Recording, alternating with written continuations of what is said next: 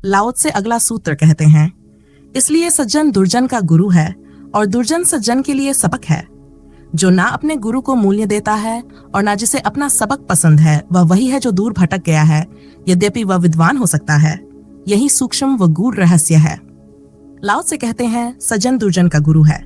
इसका मतलब है कि जो शुभ है वह अशुभ का मार्गदर्शक है, जो ज्ञानी है वह अज्ञानी का सहारा है, जो रास्ते पर है वह भटके हुए का मार्गदर्शन करता है। यह समझना आसान है, लेकिन इसके साथ लाओ त्से ये भी कहते हैं कि दुर्जन सज्जन के लिए सबक है। इसका मतलब यह नहीं कि केवल अच्छा आदमी बुरे का गुरु है, बल्कि बुरा आदमी भी किसी गहरे अर्थ में अच्छे का गुरु है। यह विचार अद्वैत की ओर इशारा करता है। बुद्ध के उदाहरण से समझें तो बुरे लोगों की उपस्थिति बुद्ध के लिए सबक बनी। उनका दुख, उनका नरक बुद्ध को आनंद की तलाश के लिए प्रेरित करता है। बुद्ध जब भले बने तो वे बुरे लोगों के गुरु बने, लेकिन जब वे बुद्ध नहीं थे तब बुरे लोग उनके गुरु थे। बुरे आदमियों से सीखने के दो तरीके हैं। एक है उनका अनुकरण करना, जिससे हमने अमृत को जहर बना लिया।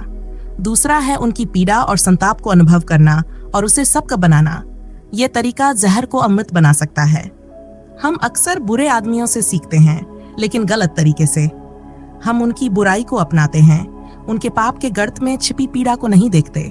उदाहरण के लिए, कोई बेईमान आदमी बड़ा मकान बनाता है तो लोग उसके मकान को देखते हैं, लेकिन उसकी बेईमानी से उपजा नरक नहीं।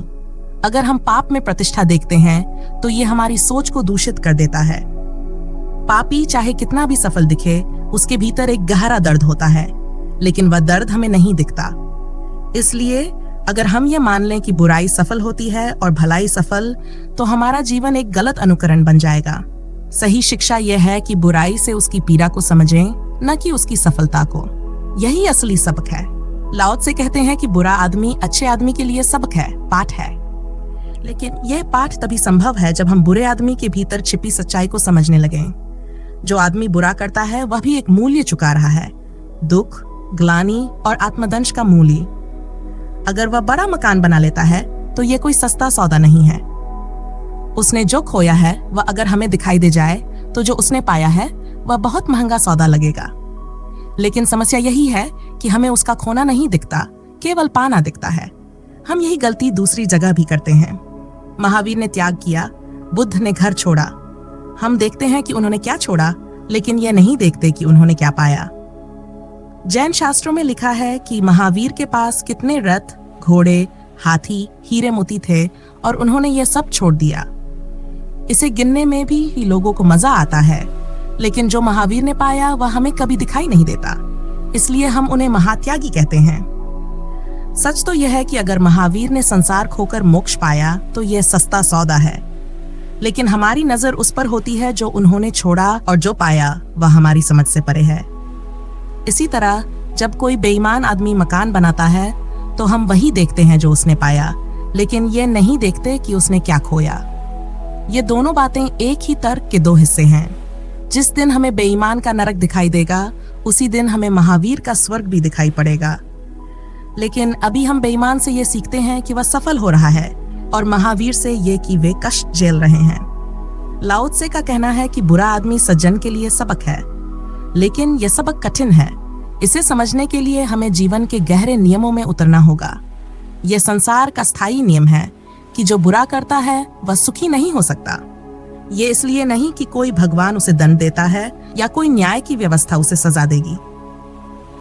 ये इसलिए है कि बुराई अपने आप में दुख का कारण है।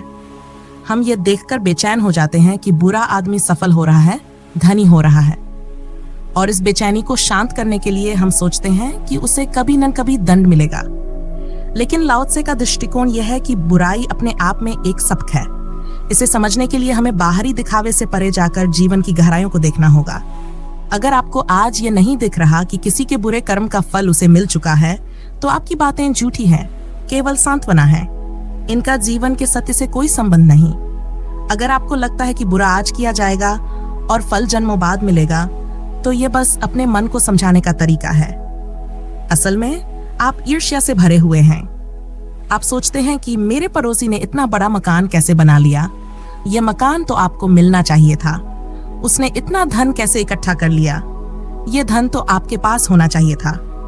अब इस गणित को कैसे व्यवस्थित करें? या तो धर्म को त्याग दें और स्वीकार करें कि बुरा आदमी सफल होता है और जिसे सफल होना है उसे बुरा होना चाहिए, लेकिन ऐसा कहने से आपकी पूरी जीवन दृष्टि डगमगा जाएगी। तो एक उपाय बचता है। हम कहते हैं प्रभु के राज्य में देर हो सकती है, अंधेर नहीं। लेकिन देर क्यों होगी? देर से बड़ा अंधेर और क्या हो सकता है? हम बस अपने मन को समझा रहे हैं कि आज नहीं तो कल तुम नरक में सड़ोगे।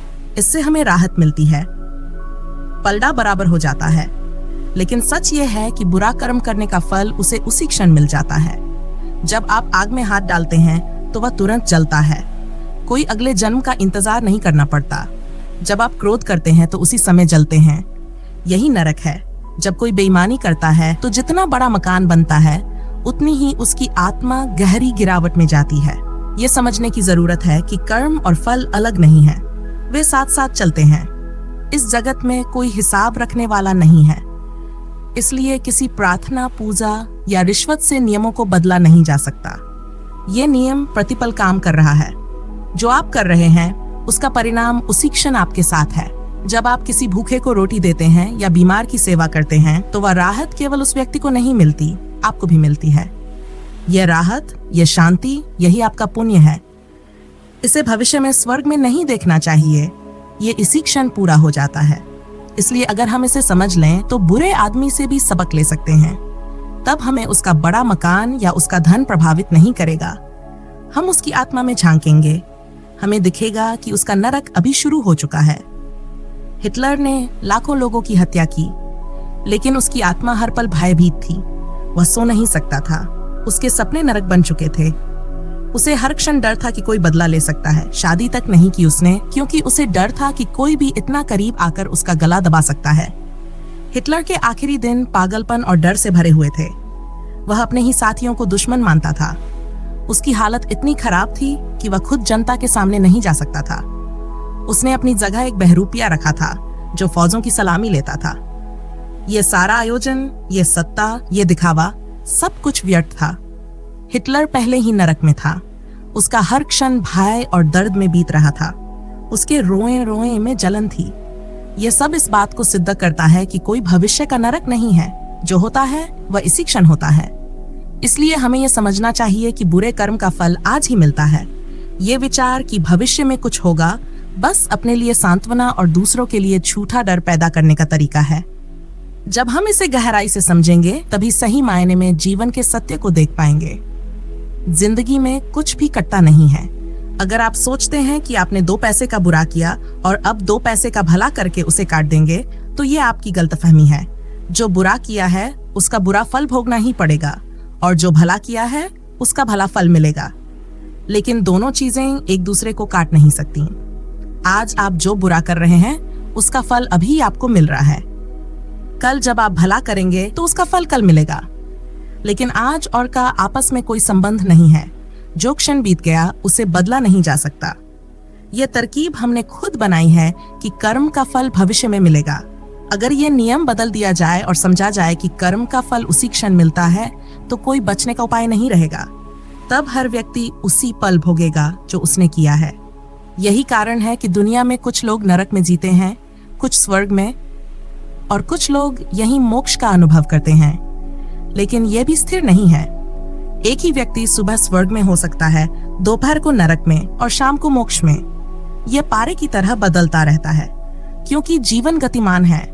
अगर इसे समझ लिया जाए तो बुरे आदमी से भी सबक लिया जा सकता है। हिटलर का जीवन इसका सबसे बड़ा उदाहरण है। अगर हम उसकी जिंदगी का सच्चा एक्सरे देख सकें तो समझ पाएंगे कि वह कितना दुखी था। लेकिन समस्या यह है कि हम जिनको सफल मानते हैं उनकी असली जिंदगी हमें देखने को नहीं मिलती। हमें बस वही दिखता है जो वे हमारे सामने प्रस्तुत करते हैं। मुस्कुराती हुई तस्वीरें, यश और सफलता की कहानियां। उनकी आंतरिक पीड़ा और नरक हमसे छिपा रहता है। अगर एक बुरे आदमी की जिंदगी का सच सबके सामने आ जाए तो लोग बुराई करने से बचने लगेंगे। लेकिन यह तब संभव है जब हम खुद अपनी जिंदगी का सच देखना शुरू करें, अपने अंदर झांकें। आपने जो बुरा किया है उसकी गहराई में जाएं। हर बुरे कर्म के साथ एक छाया की तरह दुख और पीड़ा जुड़ी होती है, लेकिन हम इसे कभी ठहरकर नहीं देखते। आपने क्रोध किया, किसी का अपमान किया, लेकिन क्या आपने कभी ठहर कर यह देखा कि उस क्रोध से आपको क्या मिला? हम हमेशा दूसरों पर ध्यान देते हैं। अगर आपने क्रोध किया तो आप ये सोचते हैं कि दूसरे ने ऐसा क्या कहा जिसकी वजह से आपने क्रोध किया, लेकिन खुद पर ध्यान नहीं देते। और मजे की बात यह है कि वह दूसरा व्यक्ति भी घर जाकर यही सोच रहा होगा कि आपने ऐसा क्या किया जिसकी वजह से उसने क्रोध किया। इस तरह दोनों ही अपने भीतर झांकने से चूक जाते हैं। लेकिन अगर हम रुकें और अपने भीतर देखें तो हमें एहसास होगा कि बुराई से केवल दुख मिलता है। और यही पहला कदम है आत्मनिरीक्षण का, जो हमें एक बेहतर जीवन की ओर ले जाता है। आत्मनिरीक्षण का अर्थ है ये देखना कि मैंने क्या किया। आपने गाली दी, ये आपका कर्म था, क्योंकि ये गाली आपके पूरे जीवन का हिस्सा है। आपके जीवन के वृक्ष से ये कांटे की तरह निकली है। ये अचानक नहीं हुई, ये आपकी पूरी कहानी का परिणाम है। मैं इसे नहीं समझ सकती। मैं बस इतना लिख सकती हूँ कि आपकी गाली ने मेरे भीतर क्या किया। क्यों उसने मेरी मुस्कुराहट को बुझा दिया? क्यों उसने मेरे भीतर खिले फूलों को जला दिया? क्यों इसने मुझे अचानक शांत व्यक्ति से क्रोधित बना दिया? और इस गाली ने मेरे भीतर जो क्रोध, जलन और हिंसा उत्पन्न की, उसे मैं कैसे समझूं? अगर मैं अपने कमरे का दरवाजा बंद कर लूं और उस आदमी को भूलकर अपने भीतर देखूं कि ये गाली मेरे साथ क्या कर रही है, तो मैं जान पाऊंगी कि बुराई के पीछे क्या छिपा है। बुरा व्यक्ति कोई और नहीं, वही मैं हूं। जब आप अपने क्रोध और उसकी पीड़ा को देखना शुरू करते हैं तो यह भ्रांति खत्म हो जाती है कि कोई दूसरों को दुख देकर सुख पा सकता है। बुद्ध ने इसे समझा। उनके चचेरे भाई देवदत्त ने, जो उनके साथ बड़ा हुआ, बुद्ध के बढ़ते शिखर को सहन नहीं कर पाया। देवदत्त ने बुद्ध को नुकसान पहुंचाने की हर कोशिश की, लेकिन बुद्ध ने कभी उसकी निंदा नहीं की। जब एक चट्टान पहाड़ से लुढ़ककर बुद्ध के पास आई तो उनके शिष्य ने कहा, यह दुष्ट देवदत्त। बुद्ध ने जवाब दिया, रुको, तुम भी अपने भीतर उसके लिए क्रोध की चट्टान तैयार कर रहे हो। बुद्ध ने सिखाया कि हर व्यक्ति वही करता है जो वह कर सकता है, और उनसे कुछ अलग अपेक्षा करना ही गलत है। देवदत्त ने एक बार पागल हाथी को भी बुद्ध के रास्ते पर छोड़ दिया, लेकिन वह हाथी बुद्ध के पास आकर शांत हो गया। ये कथा सी लगती है, लेकिन आज वैज्ञानिक मानते हैं कि शांत व्यक्ति से खास प्रकार की तरंगें फैलती हैं, जो चारों ओर के वातावरण को प्रभावित करती हैं। हर व्यक्ति के मन से तरंगें उठती हैं, क्रोध, काम, शांति, हर अवस्था में ये तरंगें अलग होती हैं। अब वैज्ञानिक उपकरण भी ये माप सकते हैं कि आपके मस्तिष्क में कैसी तरंगें चल रही हैं। जैसे ही आप देखते हैं कि आपका मन अशांत है, सजगता से वह शांत होना शुरू कर देता है। ध्यान में यह सजगता ही सबसे बड़ा उपकरण है। जब आप अपने भीतर की अशांति को समझने लगते हैं तो वह कम होने लगती है, लेकिन जैसे ही आप सोचते हैं मैं शांत हो गया, नई अशांति उठने लगती है। यही जीवन का सत्य है। अपने भीतर झांकें, दूसरों को समझने से पहले खुद को समझें, अपने कर्मों के प्रभाव को देखें। यही आत्मनिरीक्षण है, यही सच्ची साधना है। जो न अपने गुरु को मूल्य देता है और न जिसे अपना सबक पसंद है, वह वही है जो दूर भटक गया है। जब कोई सीखने की क्षमता खो देता है तो उसकी यात्रा थम जाती है। अगर हम लाखों कोस दूर भटक चुके हों, लेकिन सीखने की ललक हो, तो हम वापस लौट सकते हैं। पर अगर मंजिल के करीब भी हैं और सीखने की क्षमता नहीं है, तो लौट पाना असंभव हो जाता है। पश्चिम की विशेषता यह है कि वहां का व्यक्ति सीखने के लिए तैयार रहता है। वहां के विचारक बिना झिझक किसी से भी, यहाँ तक कि सबसे साधारण व्यक्ति से भी सीखने को तैयार होते हैं। लेकिन हमारे यहाँ स्थिति उलट है। हम सीखने के नाम पर अपने अहंकार को आड़े ले आते हैं। हमारे भीतर दो बड़ी बाधाएं हैं। पहली, जीवन के सत्य के शब्द हमारे दिमाग में इतने भर गए हैं कि हम समझते हैं कि हमें सब पता है। दूसरी, 5000 वर्षों की मानसिक गुलामी ने हमें इतना असहाय बना दिया है कि अगर हम ये मान लें कि हमें कुछ पता नहीं है, तो हमारा अहंकार टिक ही नहीं पाएगा। हम खुद को आध्यात्मिक मानते हैं, लेकिन खोज नहीं करते। हम कहते हैं हम तो पहुंच चुके हैं, इसलिए चलने का कोई सवाल ही नहीं उठता। लाओ त्से के शब्दों का मर्म यही है कि विद्वान होना आसान है, लेकिन शिष्य होना बेहद कठिन। जो बिना अनुभव किए सत्य को शब्दों में डाल लेता है, वह विद्वान बन जाता है। पर सीखने के लिए गुरु की आवश्यकता होती है। गुरु से जुड़ने का अर्थ है स्वयं को टूटने देना।